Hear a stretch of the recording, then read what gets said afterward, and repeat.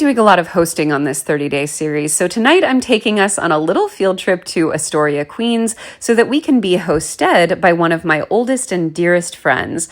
This is Having People Over, my 30-day series all about hosting, gathering, and building community at any budget to celebrate my upcoming book, Having People Over. Now, this friend, in addition to being an urban planner, is actually a very talented ceramicist. So many pieces you see in my videos, she actually made.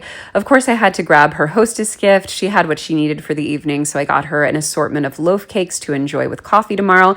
And then we headed to Queens. Now, her place with her husband is one of my favorites in the world. I think of it as like if the Weasleys lived in New York City. She calls it a museum of curiosities. Like, it is just every corner is so whimsical and personal and magical. I love being in there. Of course, I had to sign her a copy of the book. Fun fact, she's actually in it. And then she started making our welcome drinks, which were two variations on a whiskey cocktail with this homemade ginger plum syrup that she served with these little finger foods. And she even made the water glasses. How talented. Also, this is her little wish pig. Her guests put little wishes on pieces of paper. It's delightful. Anyway, her husband is actually a professional chef and baker, so he was in charge of the dinner.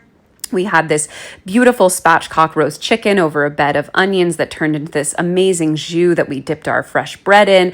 We had a farro salad, broccoli rabe with garlic. Like, I can't tell you how delicious everything was. Also, their cat Butter was taking over my seat for a bit, but I got it back. Anyway, the dinner was absolutely fabulous and followed up by these homemade cannoli that were filled to order, and we enjoyed with a little bit of Amaro after dinner. A perfect night.